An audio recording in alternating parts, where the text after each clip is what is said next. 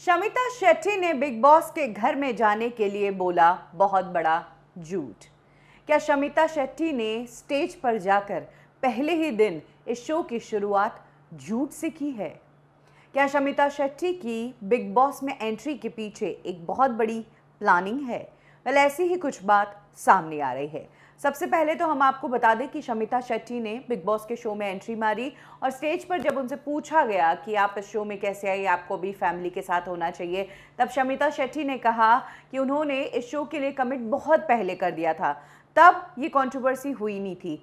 लेकिन अब जब कंट्रोवर्सी हुई, उन्हें भी एक बार के लिए लगा कि उन्हें फैमिली के साथ रहना चाहिए, लेकिन उन्होंने कमिटमेंट कर दी, इसीलिए उन्होंने अपने आप की भी नहीं सुनी। इस तरीके से कुछ शमिता शेट्टी ने बड़े बड़े डायलॉग्स मारकर बिग बॉस के घर में एंट्री मारी।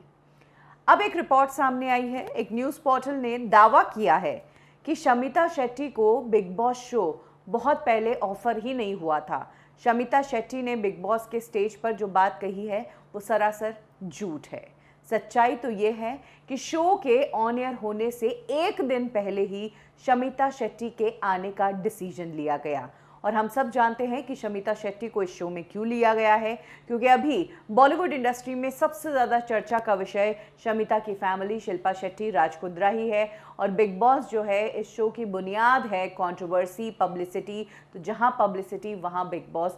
यही कारण है कि शमिता शेट्टी को जो अभी पब्लिसिटी मिल रही है राज कुंद्रा के कारण, इसी पब्लिसिटी को देखते हुए शमिता शेट्टी को इस शो में कहा जा रहा है कि 4 दिन के लिए ही बुलाया गया, 4 दिन के लिए ही बात की गई थी और इसके लिए एक बहुत बड़ी रकम शमिता शेट्टी को ऑफर की गई है, जिसके बाद ही शमिता शेट्टी की इस शो में एंट्री हुई है।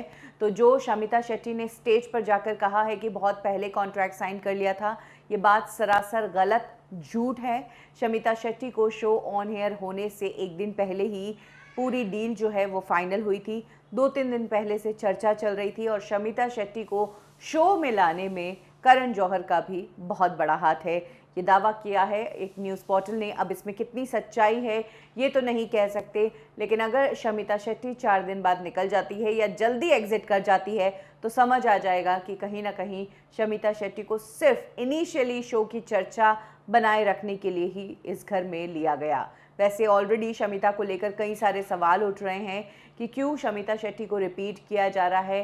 क्या बिग बॉस के मेकर्स को कोई और नहीं मिला जो शमिता शेट्टी को फिर से शो में ले लिया? अगर शमिता को लिया है तो उसी की तरह केआरके को भी फिर से लेकर आइए। इस तरह की बातें सोशल मीडिया पर चल रही है। आपको क्या लगता है?